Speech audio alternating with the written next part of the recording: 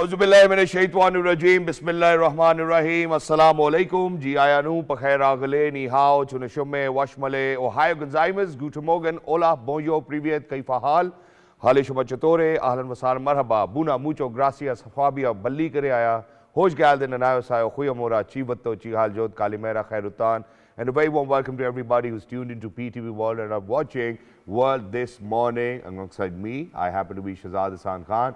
And with me, ladies and gentlemen, filling in for Miss Hajar Sati is Sadaf Ali Khan. Hello Sadaf, Assalamu alaikum, good morning. How are you feeling today? Walaikum Assalam. I'm feeling very excited, very energetic because of this weather. This is actually taking, it's actually making you feel very lighter on yourself. Really? Yeah. I don't know. I mean, every time that I'm in the bed and I have that Razai on me, I do not feel light at all. You don't feel excited? Yeah, but I think with this, ladies and gentlemen, we really need to kind of shed some light on how or what sort of weather is expected. To speak about it, mainly cold and dry weather is expected in most parts of the country, while every cold in hilly areas during next 24 hours. However, partly cloudy weather is expected in upper parts or during the forecast period. According to Met Office, continental air is prevailing over most parts of the country. A shallow westerly wave is present over western and upper parts of the country as well. So for everybody who's out there, obviously it's going to be very dry winters. Please make sure that you look after your children, you look after your families, you look after the elderly as well. And if in case you're planning to go to witness the snowfall as well, please make sure that you take all the precautionary measures. And with that, I think Sadaf, today happens to be a very important day, and there's a very reason important day indeed. that this entire program will be dedicated towards that as well. And we would want to raise a lot of awareness about what Pakistan Armed Forces, what Pakistani civilians have done, because this is a special program on Anti-Terrorism Day. Today on December 16, 2024, we want to pay rich tribute to all of our martyrs, for all of those amazing people who've always made sure that they're going to contribute and render sacrifices or services for their motherland.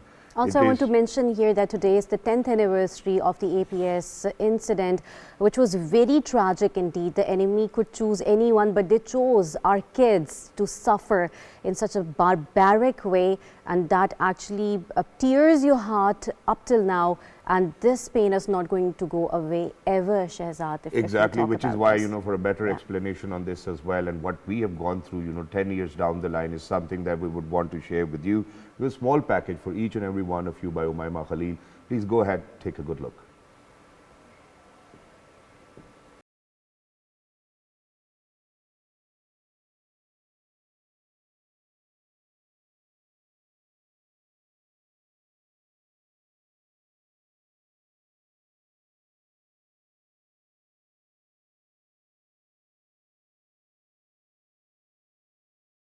A brutal terrorist attack on the Army Public School in Peshawar left over 140 people, including students and teachers, martyred. The attack, carried out by Tehreek-e-Taliban Pakistan, was planned and financed by Indian and Afghan intelligence agencies, including RAW and NDS. The tragedy, often referred to as Pakistan's 9/11, marked a turning point in the country's fight against terrorism. The loss was immeasurable for the families of the victims. In response, Pakistan's civil and military leadership formulated a national action plan leading to major military operations such as Sarb-e-Azab and Raddul Fasad to root out terrorists. The APS attack highlighted the dire threat of terrorism faced by Pakistan, especially in Peshawar, which suffered the most. Pakistan has repeatedly highlighted that India has long been sponsoring terrorism on its soil. The mastermind behind the APS attack, Mullah Fazlullah, along with his collaborators, maintained connection with RAW and NDS operatives in Afghanistan. On the anniversary of the attack, the nation paid tribute to the victims and reaffirmed a determination to combat terrorism.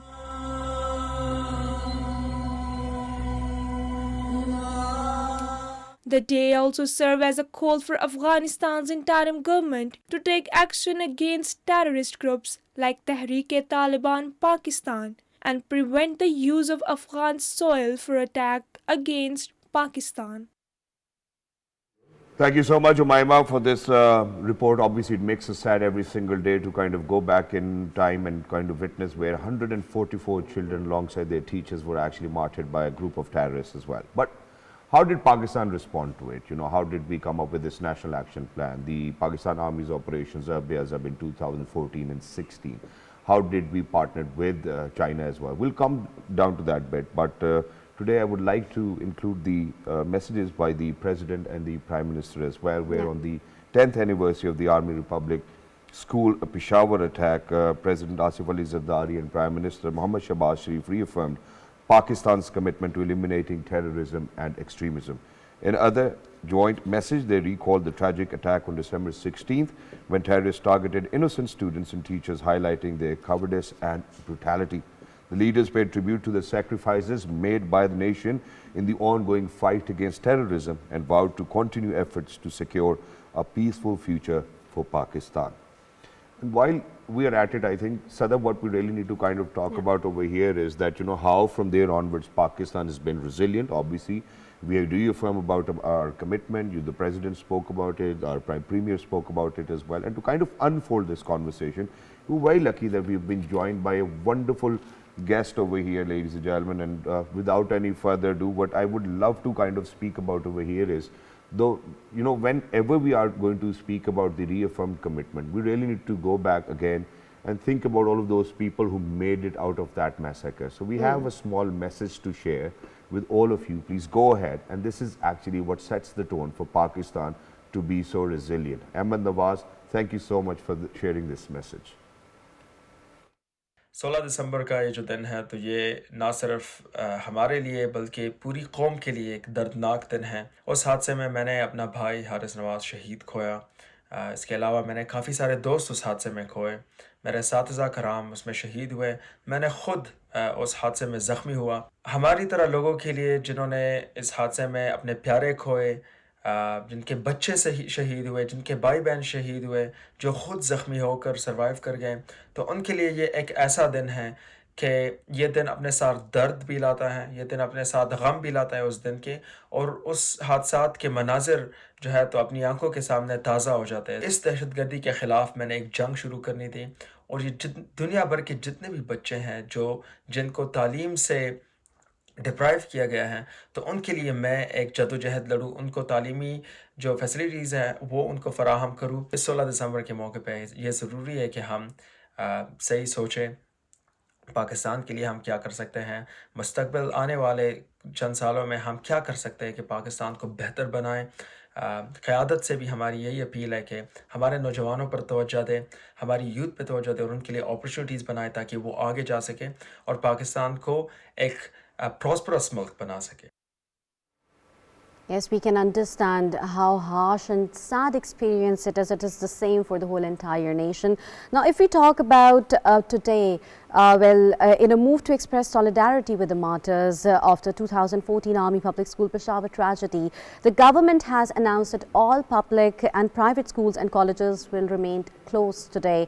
The notification issued by Islamabad's Deputy Commissioner Irfan Nawaz Memon stating that all schools and colleges in the capital will remain offered today, and the decision to close schools as part of the government's efforts to honor the memory of the students and staff who were martyred in the terrorist attack. Unfortunately, and in addition to this, obviously now we would certainly speak about, you know, how Pakistan has actually been making sure that we come up with a national action plan, you know, the operations conducted by Pakistan Army. Not just that, we have to talk about Pakistan's and China's cooperation, how our neighborly, I think, relationship have been with Iran and Afghanistan. So to kind of speak about it, ladies and gentlemen, I'm really lucky that I've been joined by very well-learned gentlemen who truly deserves to be here on this day as well. We're very lucky that we've been joined by Syed Muhammad Ali Saab, who happens to be a security expert. Assalamu alaikum, sir.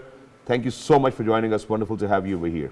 Walaikum salam, and thank you for having me. Sir, to get the tone, to get started, I think there's one thing which I would love to ask you today, and that is that how do you see this day, and what do you think that as Pakistanis we really need to, how do you think that we need to reaffirm our commitment towards fighting against terrorism as a nation, you know, as a country? Shahzad, I think it's a very important, memorable and historic day in our history.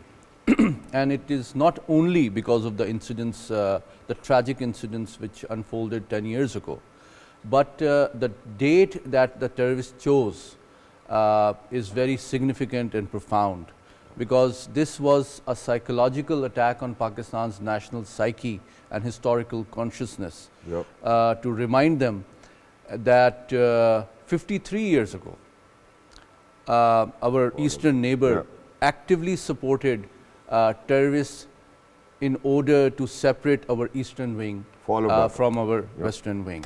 So let's not forget that our eastern neighbor deserves recognition for introducing terrorism as an instrument of policy in this region, for pioneering the support for Mukti Bahani almost 53 years ago, which thankfully and alhamdulillah, now with the departure of a Indian proxy government from Bangladesh, now we are mending fences and closing the hearts and the minds of Pakistani people with our Bangladeshi brothers are coming close together, despite huge investment in hatred and disinformation made by India spread over 50 years.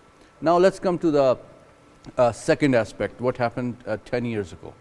I think the first most important thing for the international community to recognize and appreciate is that in the entire international community, Pakistan, alhamdulillah, is the only country which has successfully not just led the global war on terror. It was the first line of defense against, because these terrorists are not just attacking Pakistan. True. These terrorist organizations, whether they are ETIM, whether it is TTP, whether they are BLA, whether it is Daesh, whether it is Al-Qaeda, they have a global agenda. And you see from the examples of Iraq and Syria that how governments have collapsed overnight in front of this threat, while Pakistan, alhamdulillah, with the leadership of our political government, with the courage and wisdom of our armed forces, and with the support of our nation, have surmounted this challenge and made enduring, durable gains against the mounting threat of terrorism. Exactly. And sir, even in that case, I think for all of those human rights organizations, people who have been advocating about them, they have failed miserably, unfortunately, where you actually talk about Palestine and Syria as well, and Indian illegally occupied Jammu and Kashmir. But bringing it back to Pakistan now, you know, for us to be sitting over here and observing the 10th anniversary of 144 martyrs, which were being martyred that day, how do you think as Pakistan's counter-narrative strategy, which aims to counter extremism ideology, has worked for us? And you know, there's this hot term these days, which happens to be the kinetic approach, which actually tells us that we really need to be proactive. We need to make sure that, you know, right from the grassroots, we really eliminate all of such menaces as well. How do you think it has worked for Pakistan? Also, I would want to add over here that how did it affect our foreign policy as well in the long term? I think they're very two important questions. Let me start off on three aspects that you raised. First off, I think what happened 10 years ago today marks a watershed event in our national history. So despite that huge tragedy that unfolded in that school in Peshawar, I think it brought out the best in Pakistani nation. It assured the nation and it exposed Pakistan's true character and grit, that it galvanized the whole nation beyond our army-led effort based primarily on kinetic operations.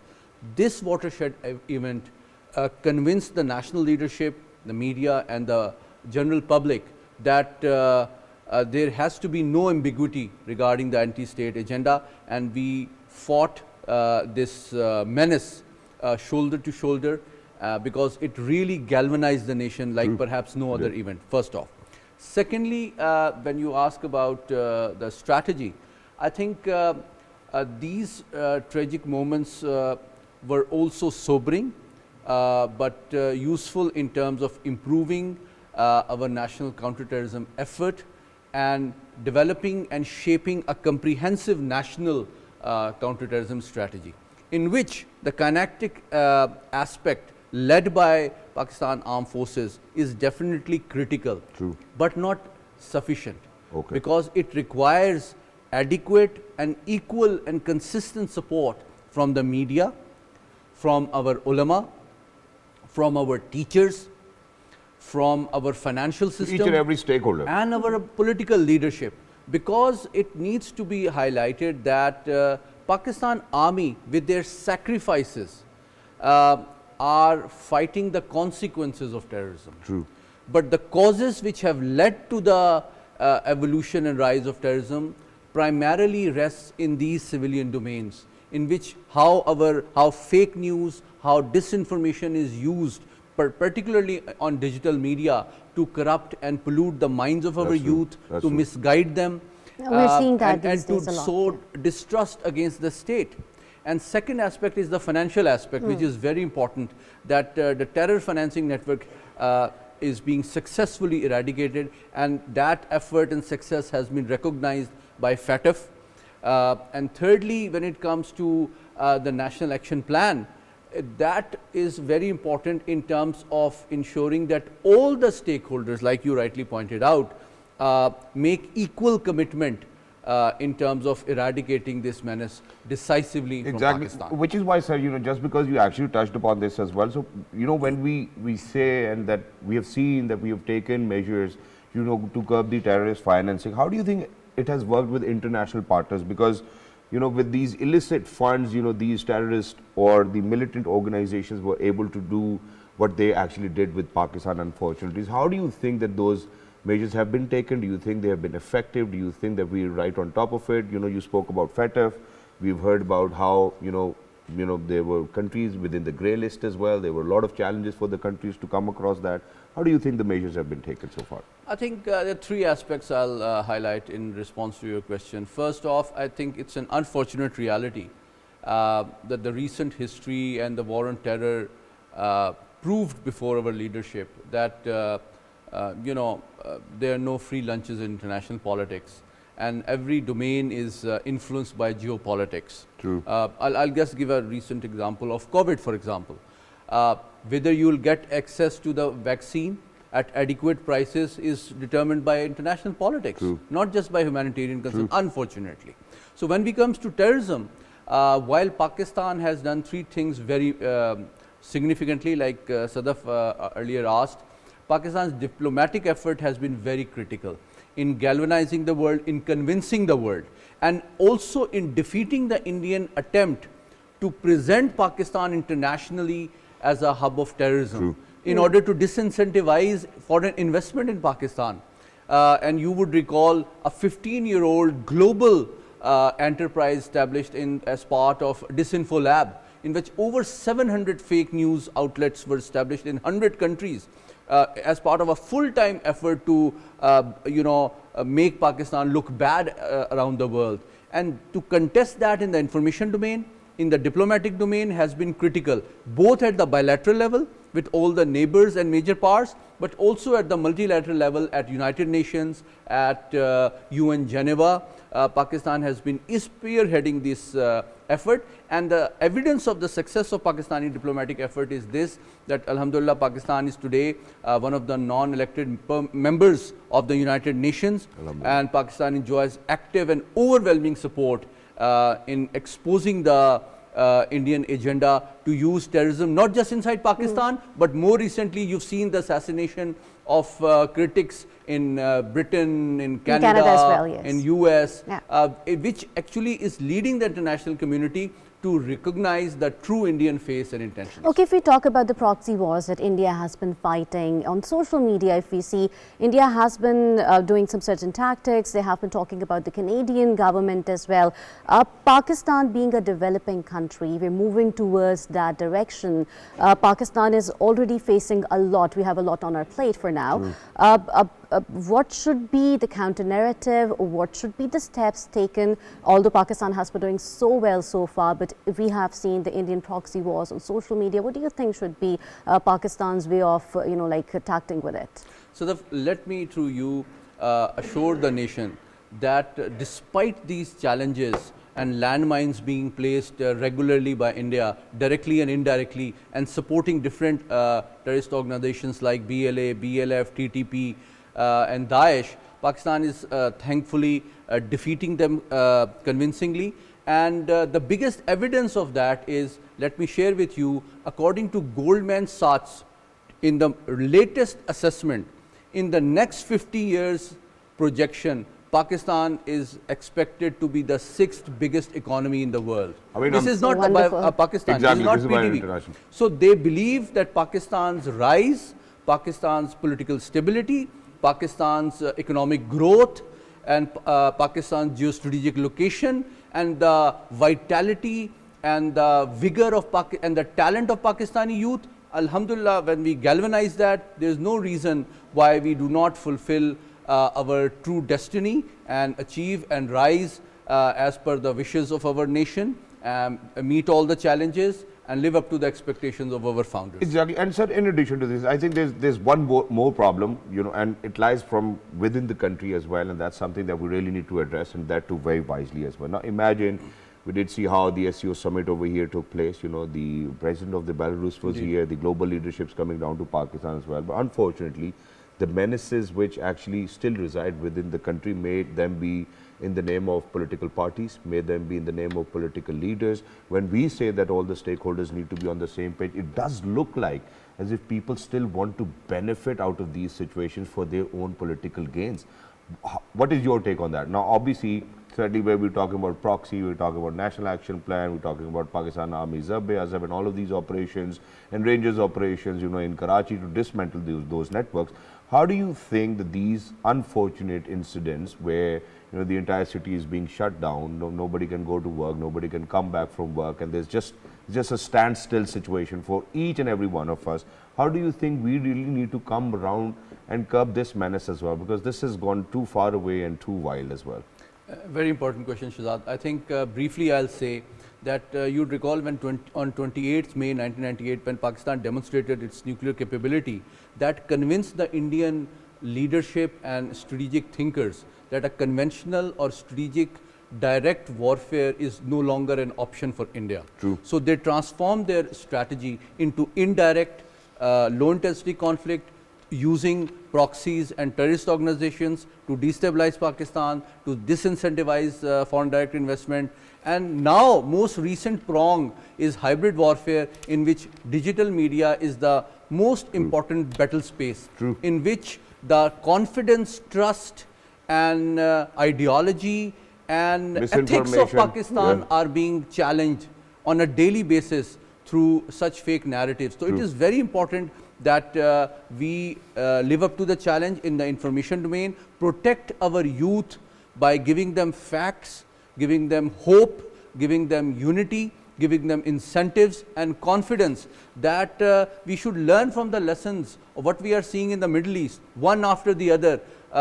It's like a pack of cards, you know, you see the same toolkit in which insurgents are supported by other countries, True. in which countries are destabilized, in which governments are made weaker, and then you see their territory being taken over by land invasion. So these are very useful, sobering lessons for Pakistani nation as well, that we should forge our ranks, we should be united and stop expecting others to help us. We have the resources.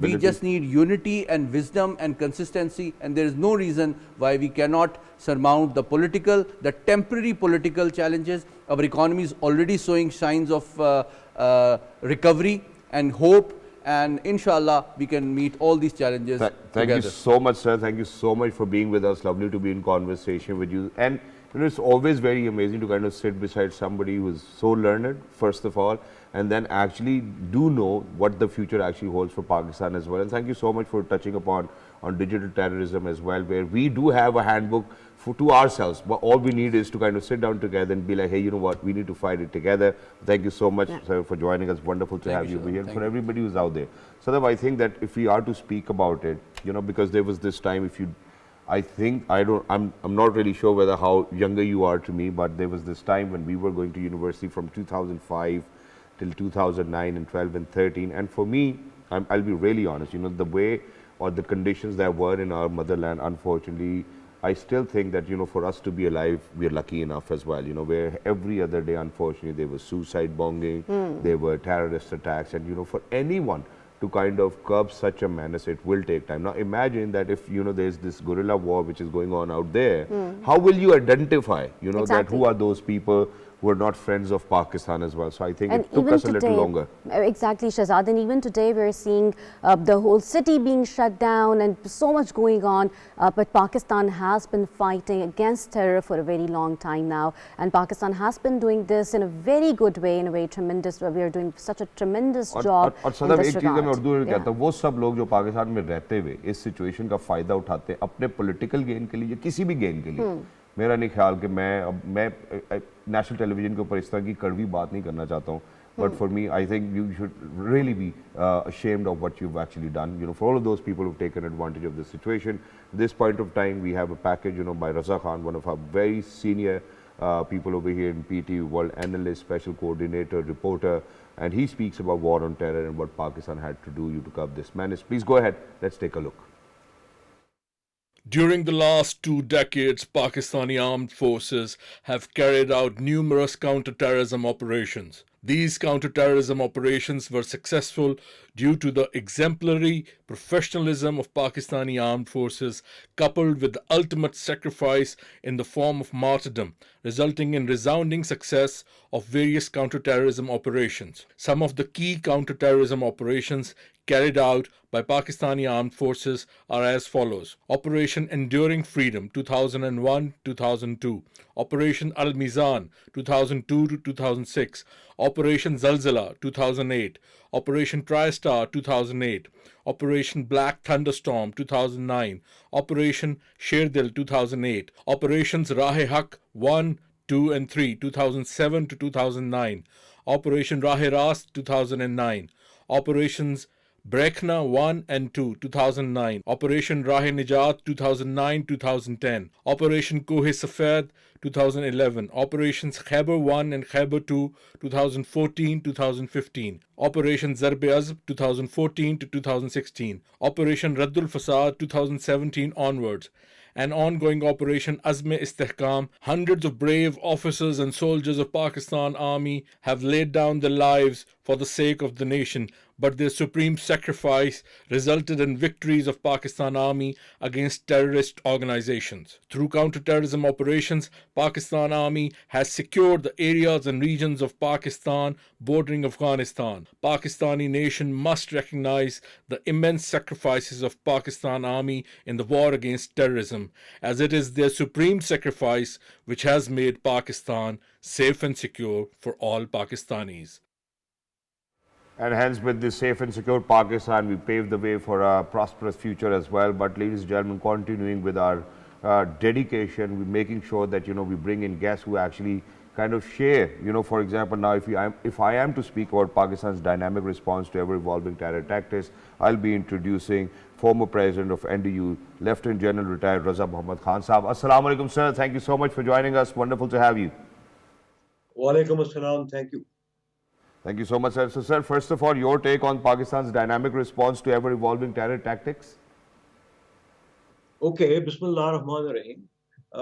I think today is the day not only of remembering and paying glorious tributes to the martyrs of APS and also to their parents and to their loved ones, and to tell them that we will never forget what happened on that day, and that we will never forgive all those who were involved in that tragic accident. Of course, you know, all the 6 terrorists who had attacked the APS, they were sent to hell. But of course, their mastermind at the time, he remained in Afghanistan from 2014 till 2022, when he died there. Unfortunately, no action was taken against him by the then Afghan government or later on the interim Afghan government. Similarly, we now see that the present TTP leader is sitting comfortably inside Afghanistan, probably in Paktika, because he has sworn allegiance to the interim government of Afghanistan. And I think the earlier the interim government of Afghanistan either arrests him or hands him over to Pakistan, the better it would be for peace and security, not only in Afghanistan and Pakistan, but also in South Asia because he is a designated terrorist, not only by the United Nations, but the United States itself. And I think all countries of the region, including the United States, needs to take this matter very, very seriously, that terrorism continues to emanate from Afghanistan inside Pakistan. And I think adopting a regional approach with countries like China, the UAE, Saudi Arabia, Qatar, and even Iran, who have stakes inside the stability of Pakistan and who have stakes inside, economic stakes inside Pakistan. I think collectively they need to pressurize the present Afghan government to either, prevail upon these terrorists, or they should be ready, for very serious incentives or disincentives collectively from all these countries and not only from Pakistan. Having said that, yeah. So talking about the emotional aspect of it, so many children who lost their lives, who were martyred on this day, on this very day, 10 years back. These children, they were the lives of, obviously, how we think about our children, how we think about our family. These children, they lost their lives and they were the whole world to their mother. Pakistan has been fighting this war on terror in a very good manner so far. What's your take on it? Well, I think, as I said, that incident was condemned by, I think, the whole world, including our famous nemesis, India. But I hope, they now help and assist Pakistan in every domain to make sure that stability returns to South Asia.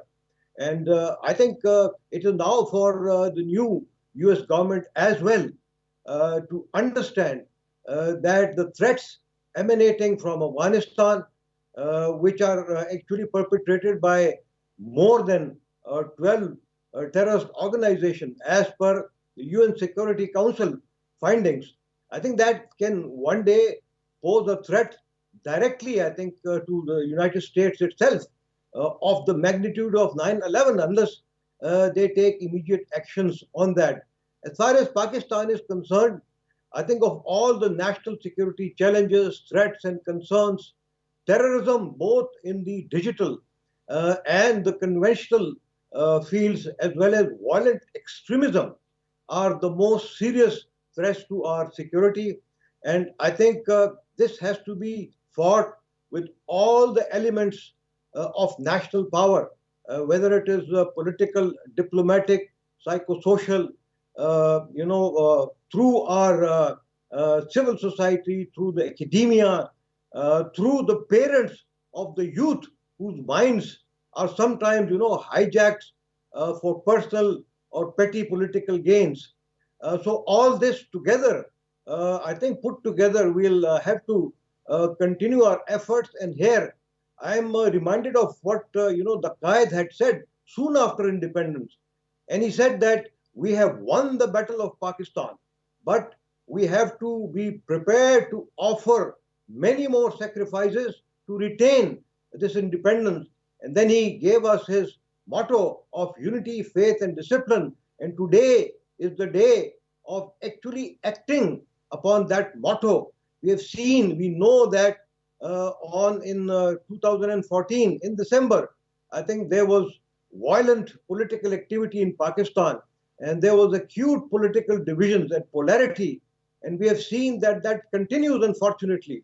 So I think the people of Pakistan need to learn a lesson that unless we are united, it will be very difficult for us, to stay balanced. The terrorists and their sponsors in particular, they are bent upon hurting us, not only militarily, but also politically and economically in particular. They are targeting the CPEC, they are targeting the RICODEC, they are targeting our dam constructions. Exactly. So the people of Pakistan needs to one understand other all. question, as per what we were talking about, because you've hit the nail on the head, absolutely 100%, it's a bullseye as well. But while we are at it, obviously we've spoken about how there's digital terrorism, how there's so many other ills that we still face, in the name of terrorism as well. So when we are to kind of speak about Pakistan's dynamic response to ever-evolving terror attacks, I would want you to shed light on, because imagine that you, alhamdulillah, represent the most prestigious institute, our armed forces of Pakistan as well. Let's talk about intelligence gathering. Let's talk about border security. Let's talk about coordinated operations, use of technology, psychology, then the kinetic approach or the non-kinetic approach. How would you take things from here onwards? Well, I think the armed forces and the people of Pakistan understand that the financiers, the supporters, the logistic providers of terrorists are giving them every kind of aid and assistance, and we have to match that, particularly in the two provinces of KP and Balochistan, where the newly merged districts, their security apparatus is neither well trained nor as equipped as are the terrorists. Similarly, in the province of Balochistan, that is the problem. So I think the provincial counter-terrorism force needs to be actually trained more. They need to be budgeted, and it needs to be apparent, to the people of Pakistan that it is being funded and budgeted on yearly basis. I would say, if need be, I think special taxation for counter-terrorism could be imposed by these two provinces at least, and even others. And I think the people of Pakistan would gladly pay this kind of additional taxation for their security, because we are in a financial crunch, and the people of Pakistan understands that. To that, I'll very quickly add.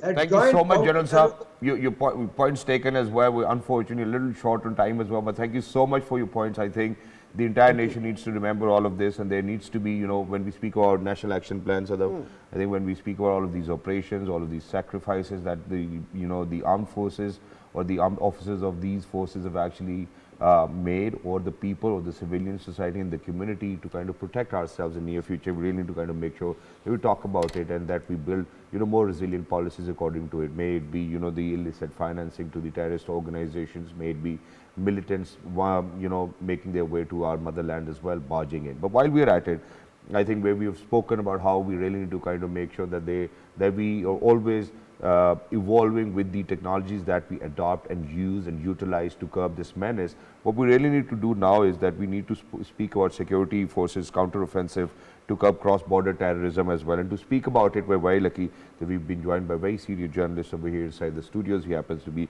Mr. Javed Siddiq Saab. Assalamu alaikum, sir. Good morning. Thank you so much for joining us. How are you, sir? Fine, thank you. Thank you so much. So, sir, first of all, how would you want to reflect on the 10th unfortunate anniversary of the APS attack and the incident, and then we'll move on with the conversation? Well, I think it was one of the most horrific chapter of our history. On the 16th of December, 10 years back, when the terrorists attacked the Army Public School in Peshawar, in which 132 students were killed. All in all, 147 people were killed along with their teachers. It's one of the most terrible incidents of our history, in recent history. I think that incident triggered the entire nation to come into action, and subsequently the National Action Plan was designed to counter this kind of attacks in future. And the nation resolved after this incident that they will not tolerate this kind of massacres by terrorists, and particularly of the students and the future generation. So the National Action Plan that was designed, and it was designed through consensus of all political parties and all stakeholders. And today we find that after this horrific incident, we have been able as a nation to strengthen our resolve to fight all kind of and to combat all kind of terrorist actions and activities in Pakistan. Exactly. So media shapes a very important role in, it plays a very important role in shaping up the mindset of a society. What steps and what measures do you think that media can take in order to fight against terrorism?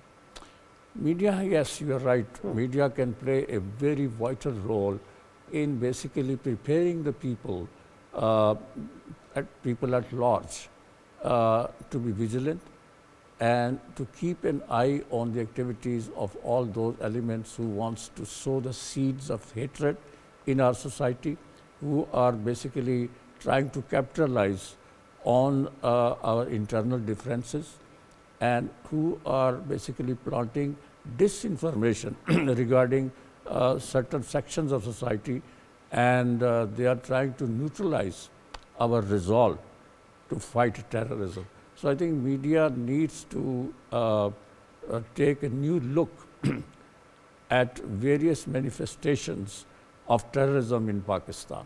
You know, the terrorists are operating in various shapes in Pakistan. Direct attacks, and also, you know, they are trying to propagate and trying to create a conducive atmosphere to launch attacks inside Pakistan. And they're trying to find their allies in this country.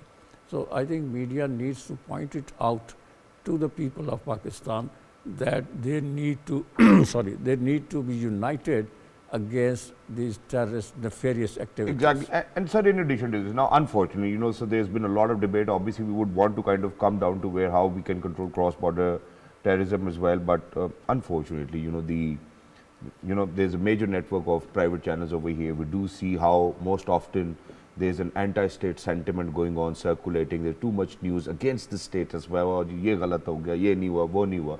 So don't you think that we've shifted our attention from where it was supposed to be? Do you think that we really need to kind of be up there comprehensively together that, okay, within this very particular area, there's nobody can actually come up with such statements as well, where they will certainly dent the very image of the country and the nation as well, and shaping up brains where they certainly want to propagate anti-state agendas as well. What's your take on that? I think that needs to be curbed, and that needs to be basically... Are we at it already? Do you think that we are doing it? I think to some extent, but we need to be more serious about it, and we need to basically prepare an agenda for media, particularly you have mentioned the electronic media. Yep. And social media as well. Digital terrorism, yes, disinformation is on the rise. It is on the surge, and we need to curb it with full force. I think this is very unfortunate, and despite the fact that Pakistani nation has made huge sacrifices, our innocent people are being killed, soldiers are being killed, even officers are being martyred by these ruthless terrorists, and I think we need to be very careful about it. And as a nation, we need to be united, and I think media has to play a role in it. Media cannot be above the law of the land, and media has to be very conscious and careful and sensitive to the sentiments of the nation. So I think we in media, I'm also part of the media, we need to be very careful, we need to be very conscious, and we need to set an agenda as to how to curb disinformation, fake news, and how not to become a tool in the hands of these nefarious elements. Exactly. And now, sir, in addition to this, you know, bringing the conversation back to cross-border terrorism as well, obviously we are a very hospitable nation. You know, wherever there are people all over the globe, you know, who might face a lot of difficulty, you know, we have opened our doors to them as well, and we've always made sure that, you know, with all of those migrants who've come into Pakistan, that they actually find a peaceful life over here. Unfortunately, do you think that it might have backfired for Pakistan in Afghanistan's perspective and Iran's perspective? I think it did, and precisely for this reason, Pakistan decided very recently to basically expel all those elements who are living in this country without documents, particularly the Afghans. As you have rightly pointed out, that ever since the invasion of Afghanistan by the Soviet Union forces back in 78, 79, Pakistan opened its doors, its heart, in fact, True. for the Afghan brothers. To come And in. they came to live in Pakistan as refugees.